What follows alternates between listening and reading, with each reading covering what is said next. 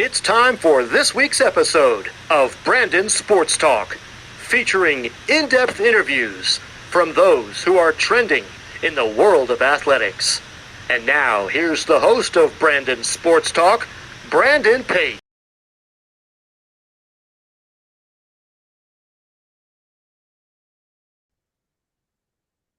Welcome back to Brandon Sports Talk. In today's episode, I have the privilege of interviewing the Manhattan assistant volleyball coach, Coach Sara Atai. How are you doing today? Hi, how are you? I'm doing good. Can you talk about how you knew that you want to get started in coaching in college volleyball? Sure.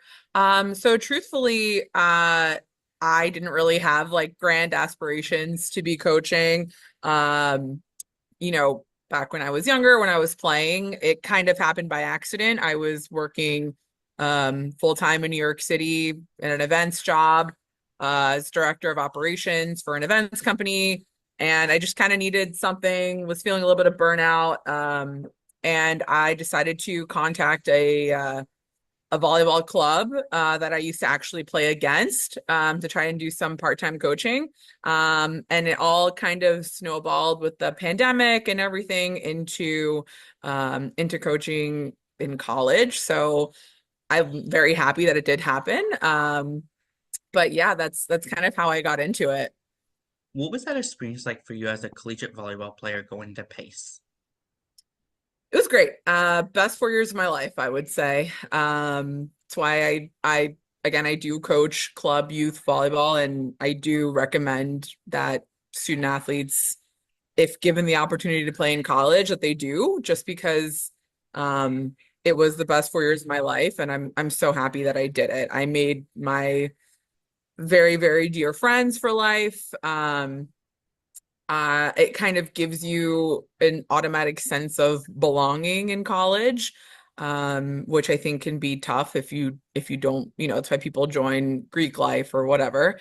So yeah, it was amazing. I loved being able to travel, around to different schools and in the Northeast, obviously, and just the opportunity to do what I loved so much. Like it was wonderful. So so I really enjoyed my time at Pace.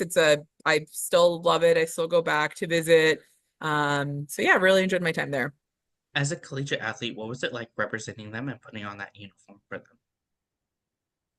Um, it was nice. I am a daughter of immigrants. My parents didn't know anything about the recruiting process, really. And again, it was much different than it is now, as far as like all these websites where you upload film and you contact all these coaches. My process was very different. I think I was very lucky. And so I think I was lucky and blessed that I have two parents who were just kind of happy to say yes to me if I asked for playing club volleyball. And then I want to go to this school, and oh, I can be a part of the volleyball program. And they were just kind of like, okay, like do what you want. So yeah, it was great. Again, I do love the school. I have a lot of really wonderful memories there. And yeah, I mean, putting on it was great. Coming out of college, what was that experience like getting into coaching and first going to Avenue of the World? So actually, I first started at NYC Juniors Volleyball Club. So, like I said, I graduated from college. I was playing a little bit of like, adult league volleyball around New York City. But like I said, it was several years where I had been working full time. And even though I love that company that I worked for, I still work for them in a different capacity now, but it was just a lot. And I just kind of tried to remember what made me happy, and volleyball always made me happy. And so I was like, how can I still be involved? And so that's when I decided to contact the club director at NYC Juniors. And that is sort of what snowballed everything. So one of the club directors actually is also the head varsity coach at Avenues. So again, COVID hit, people aren't doing in-person events. So that's when my coaching career really took off because that was something that was still going on during, these moments. We were literally running camps and clinics in Prospect Park just to get these kids volleyball. So yeah, through Kendra Wilson, who is the director, one of the directors at NYC Juniors, she asked if I was interested in coaching at Avenues, which is a private school in like the Chelsea area of New York City, and it was great. So that's how I got into coaching at Avenues, both the JV and assisting the varsity team. What was that experience like coming to Manhattan and being the assistant coach there? So the experience was basically I met the current head coach. Again, this all starts at NYC Juniors Volleyball Club. Very grateful for them. And we basically, so the head coach, Mauro Milicic, and I became friends coaching at this volleyball club. Again, during the pandemic, we were spending a lot of time together, coaching camps, clinics, all that fun stuff. And he actually used to be the assistant coach here at Manhattan back in 2014 to 20, I think 16, 17, something like that. And they asked him to come back in a head coaching capacity. And he kind of jokingly asked me to be his assistant. And I jokingly said yes, even though I had a full-time remote job. But then we were both kind of like, wait, I actually want to do this. And so it just kind of turned into that. I would love to say that there was an extensive, rigorous interview and application process, but there wasn't. We knew each other pretty well at that point, and he's a former professional volleyball player. He played throughout Europe and Puerto Rico, so I trusted him that he knew volleyball, and he was like, "I need you to do admin for me," essentially. So obviously I do know volleyball, but it also was a way to kind of learn more from him. So that's how I began coaching at Manhattan. What was that feeling like coming to Manhattan and stepping onto that volleyball court on the collegiate level? It was like memories kind of flooding back to me. Again, I hadn't I hadn't been at the collegiate level since I graduated, and coaching is obviously different, but coaching now, 13 years later is also very different. The sport and certain things have changed, but a lot hasn't. So it's that familiar preseason feeling of coming in and, working hard, being sore, what's going to happen, who's going to be playing, all these things. So, it was a really nice feeling though, because again, like I said, those years of playing were amongst the best of my life. And so if I get to now be a part of creating that same memory for volleyball players, that brings me a lot of happiness. So yeah, I would just say it was like memories flooding back to me and nice feelings and just interested to build something because again, we really we've had to rebuild and are still rebuilding a lot with this program. As the assistant coach, what have you been able to accomplish so far for the volleyball program? So, as the assistant coach, I would say my responsibilities, they're kind of scattered. There's a lot of them, but I would say I'm sort of in charge of. There's also only two of us. There's only the head coach and myself. So, for a Division One program, it can be a lot, but we're certainly doing our best. So, keeping the team organized, scheduling, maintaining a calendar, ordering their gear, creating travel itineraries for the team, or scheduling food orders, as silly as that might sound, that does fall under my jurisdiction.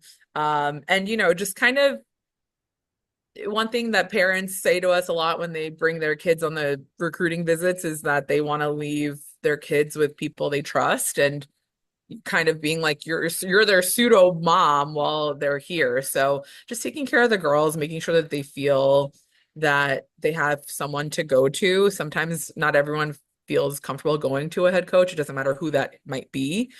So kind of creating that relationship and that level of comfort. So I would say as far as like my duties go is what I've accomplished. I'm hoping that that's what I've been able to do. And yeah, so as far as like the program goes, again, we inherited quite a difficult program, I think, to inherit. I won't go too far into details, but that first year we only had 9 players on our roster for Division One. That's crazy. Um, so 9 players and not really enough people in certain positions. So that first year was survival. It was recruiting. It was planning. It was give these 9 players a good year, a happy year, even if it's not a winning year, and just work on rebuilding. So yeah, I would say then, the following year we definitely did better. And we were able to um, get one of our freshmen last year was rookie of the year. Another one of our junior from last year, she received second team all conference, and Coach Maudo received coach of the year. That's his award, but I like to think that, I had a little something, a little help in that. So yeah, so far not too bad in what we've been able to accomplish, but still have a lot of work to do. What does a typical game day look like for you as an assistant coach versus for your players? Um, so for me, it's a lot of just making sure, it depends, I guess, home or away. If we're away, I'm like making sure that they're fed. I'm making sure that everyone has everything they need. I'm making sure that, we have, that our trainer has somewhere to set up for the girls so that they can get their treatment ahead of time. I'm making sure that our serve and pass, what time, our sort of warm ups, what time those will be happening. It's definitely a little bit less pressure when you're away. You just kind of show up and do your thing. We obviously have to do some scouting ahead of time. That's usually done before game day, but giving the girls a refresher on that, maybe in the locker room. And so, yeah, so that's for away. For home, again, it's kind of, I like to just maintain a sense of calm. I don't like to get too into the nitty-gritty of overthinking, because I think that's when you can get anxious, when you get too nervous before a game. So our office is pretty chill on home games. We come in, Coach Mauro's usually doing watching some type of soccer game, and I'm, just kind of here also chilling out in some capacity. But printing out stats, making sure that our little iPad stat thing is good to go, is all set. Again, sometimes we do scouting ahead of time, so or right before games if we're home. So setting up video for the girls and making sure that they did their scouting assignments. For the players, they are in charge of watching film, of answering their position specific questions. They go to their locker room. We don't ask too many questions about what they do in their locker room, whatever they have to do to sort of get themselves hyped up, um, whatever that may be. And yeah, just making sure that they are on time to their warm-ups, that their setters are doing their specific warm-up, and that everyone else is ready to go on time. So it's just a lot of mental preparation and, making sure that you know your opponent and recognize their weak spots and try to exploit them. Who are some of the teams in your conference that you compete against? I'm sorry, who are they? Is that what you're asking? Mm. So in our conference, we recently added Merrimack and Sacred Heart. In addition to that, we have Iona, Ryder, St. Peter's, Marist, Siena, Fairfield, Quinnipiac, and I think that's everyone. Like I said, we added Merrimack and Sacred Heart this year. Oh, sorry, Canisius and Niagara as well. Pete, if I forgot anyone, feel free to chime in, but I believe that's everyone. What is that home game atmosphere like when teams like Fairfield comes to home versus going to Sacred Heart? So we actually were in an interesting position this season because we are only playing Fairfield and Sacred Heart once, just because of the way that since they added Merrimack and Sacred Heart, they basically made it so that you only play 4 teams once. Everyone else you play twice, home and away. So Fairfield and Sacred Heart, we played at home. And yeah, I mean, actually, we typically have a decent crowd here in Draddy. And it really depends on the girls and how they're playing that day.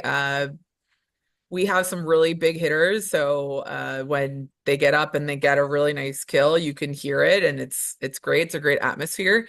I remember last year, Fairfield obviously has a really beautiful, state-of-the-art, brand new arena. So it is nice to go play there.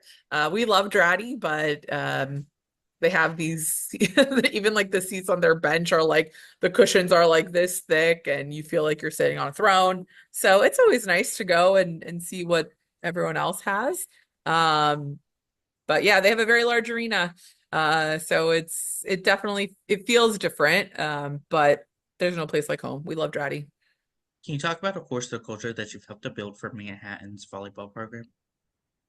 Sure. Yeah, that's something that's we're really working on building here, is our culture, because we think it's important to have the players need to have stability, they need to have routine. So given the unique nature of the program that we inherited that first year, we kind of were just in survival mode, so we didn't have much of a chance to focus on building that culture.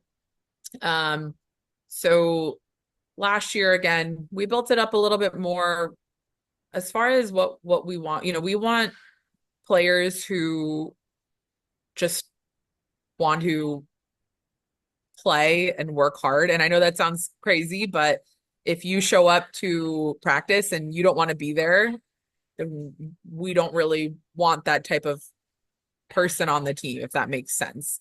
So we're trying to build something here where, again, Coach Mauro, he's from Croatia, so we are trying to the type of volleyball that we're trying to play is like an international style, which is, again, I don't know how much you know about the volleyball lingo and all that, but it's a 5-1 offense where you have one setter only who plays all 6 rotations.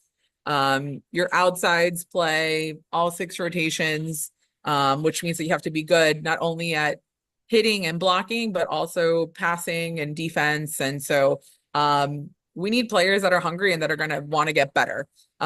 So we try to make sure that they're happy here and that we cultivate a sense of family. So something as silly as like I have bins full of snacks here because we want the girls comfortable coming in. We have an espresso machine in here and they come in and they drink my expensive espresso all the time, because we want them to feel like it's not a job. It's supposed to be fun. So yeah, I mean, we did some team bonding this season. We went to like an escape room.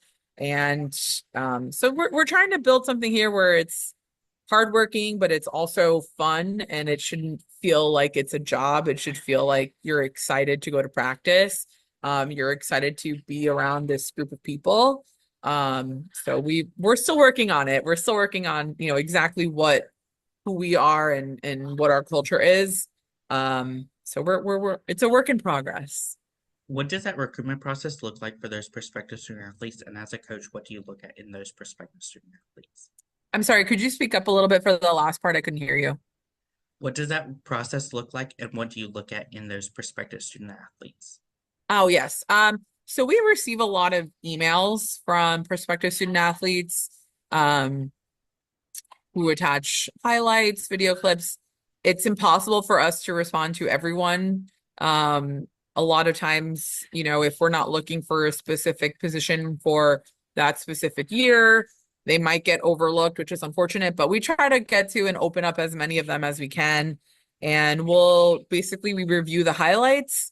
If we think that they are someone who would be a good fit for our program, we reach out to them via email and set up a phone call.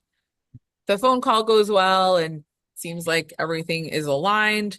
That's when we sort of plan on watching them live. So we will go to tournaments throughout the club year, which is typically January through July, and try to see as many of these recruits in person as possible. Additionally, when we're at these tournaments, sometimes you see someone that you think would be a good fit. Thankfully, there's a great program called University Athlete that allows you to identify immediately who that athlete is. we can write them down, make a note of them, and essentially follow up with them, send them a questionnaire, send them an email. So yeah, that's essentially how it works. And if we think that we like how they play, we think they could be a good fit, we'll make them an offer and hopefully they accept. So it's definitely different than I would say a lot of these bigger Division I schools. But that's generally how we roll. We want people who want to be here. So if you are reaching out to us first, that means okay, they're interested in our school. It seems like they've done their research, so that makes our job easier. Now that's not to say it's not possible for us to get student athletes who maybe have never heard of us. We have New York City on our side, which is great. So that, it's typically one of the two. We also work with some international recruiters right now to get some international blood in here. So I would say that's generally how it works. As far as what we're looking for, we are looking for well-rounded athletes. So yes, you might jump really high and hit the ball really hard, but if you can't pass a perfect free ball, I don't know that this is a good fit for you. It's how I was sort of coached when I was younger, was you have to learn how to do everything. So that's not to say that all these players that we're recruiting have to be amazing at everything, but you have to at least be open and willing to learn and get better at other things. So yeah, we're not necessarily just going to look at who hits the hardest, right? Or who jumps the highest when we're watching these student athletes. Are they communicating effectively with their teammates? How are they moving when they don't have the ball? So yeah, and just hunger, like the want to win, I think sometimes is even more important than skill. So it's difficult sometimes to find that in this volleyball IQ that we are looking for. It's hard to recruit that, but we're working on it. We're still learning. What is that like seeing them fall in love with the campus and the volleyball facility? Sorry, could you say that one more time? What is it like seeing them fall in love with the campus and the volleyball facility? Oh, it's actually really nice. I remember our first year here, we had a very tiny office that we no longer have, and we weren't really able to host recruits in that office. So instead, we would actually just sit outside to talk with them and their parents. After they would do a campus tour, they would walk around, and then if it was a nice day, we'd sit outside and talk. And I really think that was a big reason we got so many, just because it was like a lovely atmosphere. We're a small school, but it's a nice campus. We're in New York City. We're a subway ride away from Times Square, so that's a big pull for student athletes here. And so yeah, it's nice seeing them. And then Dratty is great because one thing that Coach Mauro, for example, loves talking about is our volleyball court. So most volleyball courts are inside of that big basketball court. You have that thick outline for a basketball court, and then you just have the line for the volleyball court. But in Dratty, you have the main big basketball court, and then on the side, you have actually a really nice outline for a volleyball court, like that same thick border. So we kind of, Coach Mauro loves to use that as a selling point for student athletes that we have, our own court. We're not located inside of a basketball court, and we love basketball. We love our fellow Jaspers, but it's nice to kind of feel unique. So yeah, and then the student athletes are kind of like, yeah, that is really cool. So it's nice. It's good. As a coach, what is it like seeing those freshmen put on that uniform for the first time representing Manhattan? Uh, it's really nice. I think that's the reason I'm still coaching is uh seeing your work and these little conversations and text messages and emails with student athletes leading up to them committing. Um, like I will say particularly last year, obviously this year too, but last year was the first year that we were able to see that first class that we brought in. We brought in 6 freshmen, and at one point Coach Mauro and I were obviously on the bench watching our team play, and there was like whatever, three of our freshmen in the front row, and we kind of just looked at each other and we were like, oh, like our babies, it's nice to see how they're all going to work together. And it's honestly, it's a lot of hard work too. Um, Last season and this season, it has taken some time for our team to sort of gel at the beginning. But it's good to see them eventually buy into your coaching style and to the guidance of the older girls. So yeah, it's nice to see them wearing it. After, sometimes you feel like you've seen these kids play like 5,000 times in tournaments, and all the parents, every single face of every kid on their club team, and then seeing them wearing, your Jasper green, it's nice. How's that like getting to see those seniors putting on that jersey for the last It's interesting, and it's kind of it's sad. You want the seniors to leave on a happy note. You want them to feel like they have no regrets for their for that season or any prior seasons. So the best thing we can do as coaches is just try to cultivate, that atmosphere of, hey, it's there's going to be a time when it's your senior year and you're going to want those younger classes to sort of help achieve that wonderful, amazing dream senior year. So yeah, it's good to see those seniors taking on a sort of leadership role of, hey, this is my last year, this is my last chance. We got to fight for this. So yeah, I would say it's interesting to see how players can kind of go one of two ways, which is either like, I'm just going to take this team under my wing and do my best, or if they're unhappy with how things go, it's interesting. You can kind of tell a lot about people in that way. What is that like as a coach seeing them go on and playing professional volleyball or getting into college coaching? Well, I haven't been able to see too many just because again, we've only been here for 2 seasons. Um, But I mean, if I've coached a player who's able to play professionally internationally, I will take that as a win. We have a few that have expressed interest before. Again, Coach Mauro does have some connections with playing professionally internationally, so it's not totally outside the realm of possibility. My God, I would love it. I would love to go and, if they go play in like France or Italy or something, I'm on the first plane ride there to watch and support them. As far as getting to college coaching, there's several girls that we would love to offer like a GA position even with us because they're just good people, and I think that's a good first step of, if you want to get into college coaching, is be a grad assistant or be a volunteer assistant somewhere.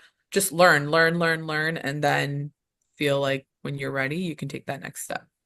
What are some of your future plans for the program moving forward? Future plans, it's a good question. I think we're still working again. It's a rebuilding process for Manhattan volleyball.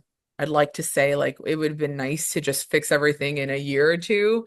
But it's a work in progress. So I would love to get to the point where there's just that sense of confidence with the team that's like, we're gonna make playoffs every single season. And once you make it to playoffs in the MAC conference, the world is your oyster. I think anyone can win at any moment. Um, you really never know what can happen. Even this season in the MAC has been kind of crazy, seeing which teams are beating who when historically those teams have always either been at the top or the bottom. It's a very toss-up season here in the MAC. So I would just say like we want to the grandest of plans is to win the conference and to finally have a MAC team win a set in the NCAAs, win a game in the NCAAs, which I don't believe has happened. So we want to make history, but we have a lot of work to do, so we're not there yet. So smaller goals, smaller plans is keep recruiting players who are just well-rounded, who are loyal and want to stay and grow as athletes, which again is something it's a little harder now with the transfer portal, but we want people who want to fight with us, who want to go to war with us. So yeah, I would say getting that core group of players that are willing to be those players. And I think that will translate to wins, to playoffs, and to hopefully a conference win in the near future. What advice would you give those incoming freshmen entering their first year of college volleyball? I would say, honestly, like my biggest advice would be like, it's going to be okay. And all these little things that you're freaking out about simply do not matter and will not matter. Um, I had a bit of a I remember my first preseason as a freshman. I felt like the odd man out. I felt like, why am I here crying in the shower? All these things that I know these girls go through. And then it turned out to be like totally fine. I made again those teammates that I thought all hated me, like we are my best friends now. So many times we have those unfortunate team dramas with certain players, and have we had to make some difficult decisions when we thought certain players were maybe the problem and toxic? Yes, we have. We again, we are not going to mess with our team culture in that aspect, but what we tell the other girls that are kind of going through difficulties is like, yes, preseason, you're going to be sore. You're going to be working, sweating the most you've ever sweat in your life, working the hardest you've ever worked. But if you trust the process, it will work out for you once the season begins. And so, yeah, I would say that and time management once school starts. That first semester, your freshman year, can really mess with your GPA for a long time to come. So, take it from me as someone who, again, did struggle that freshman year, first semester. It's like take those long bus rides, take advantage of them, do your work, go to class, do not skip that class. Your priority should be school, family, and then volleyball. So yeah, that's what I would say. Don't sweat the small stuff and focus on your academics, focus on volleyball when you're in season, and then everything else will fall into place. What advice would you give those college juniors transitioning into being seniors and leading the program? That's a good question. For the juniors heading into their senior year, I would say kind of similar to what I mentioned earlier, which is you want to fight for your seniors, like how you're going to want the freshmen, sophomore, juniors to fight for you your senior year. So it's a matter of leading by example.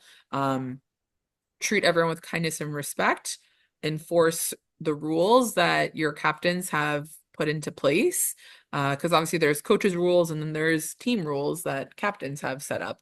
So you want to respect those older than you. And so that when it's your senior year, that kind of you're leading by example, and that everyone else who's younger than you sees, you know what, they acted like this when they were a junior. I'm going to act like this as well because I think it helped with team morale, team culture.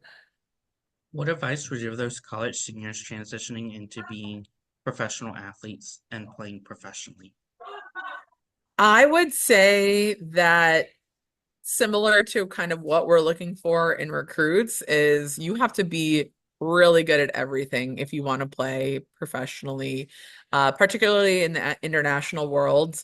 Their rules are different. For example, like I said, the type of play that we want to do here and that we want to eventually get to is where, again, outsides, you don't have as many substitutions internationally, so you have to play all six rotations. Same with your right side, who oftentimes in the States, they're getting subbed out in the back row. Setters also need to be really good in the front row. Again, talking different offenses and whatnot. So, yeah, I would just say work really hard on developing all your skills. And yeah, I would say that's what I see when I watch international volleyball. Like everyone's really good at everything. So, yeah. What advice would you give those volleyball players that have aspirations of going into coaching after their playing career?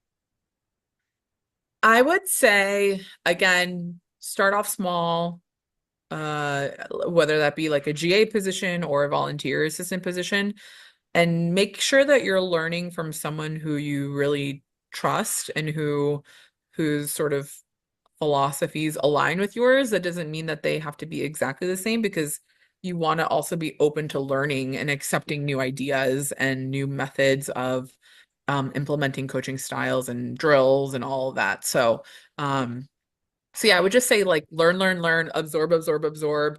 Try different and try working under different people so that you can kind of pick and choose what drills you like. For maybe one coach is really good at training athletes and has like really great drills for that. Maybe you really like how this person coaches in games, and whatever that might be. So just kind of get as much exposure as you can to different coaches and pick and choose what you like and make it your own. What advice would you give those assistant coaches looking to coach on the collegiate level of volleyball? I would say to that make sure you and your head coach are make sure you're working for someone who is willing to listen to you and take your advice, and who will ask for your advice also. Because I think so many times head coaches are kind of think that their way might be the best way. And I'm very lucky because I work with someone who really, it's a partnership, and listens to me and takes my advice and makes me feel like I'm important and needed. So I would say that, and also just someone that you can get along with, because if it's a lot of time spent together in an office, traveling, on the bench. So it has to be someone that you're compatible with. You don't necessarily have to have the exact same style of coaching or ideas, but someone who's willing to listen to you and potentially implement some of your ideas as well. That's great advice. Where can my listeners find you on social media along with the program app? So at Jaspers VB would be our Instagram, and I believe also our Twitter. So that's where you can find us. Thank you again, Coach Sara, for your interview, and best luck in your future at Manhattan as the assistant volleyball coach. Thank you so much. You can find Brandon Sports Talk on Instagram at Brandon Sports Talk, Twitter at Talk_Brandon, and you can find me on YouTube at Brandon Sports Talk. Don't forget to like, comment, and subscribe. Thank you again, Coach Sara, for your interview, and best luck in your future. Thank you. You've been watching Brandon Sports Talk. Please feel free to like, share, and subscribe to Brandon Sports Talk on social media and on YouTube.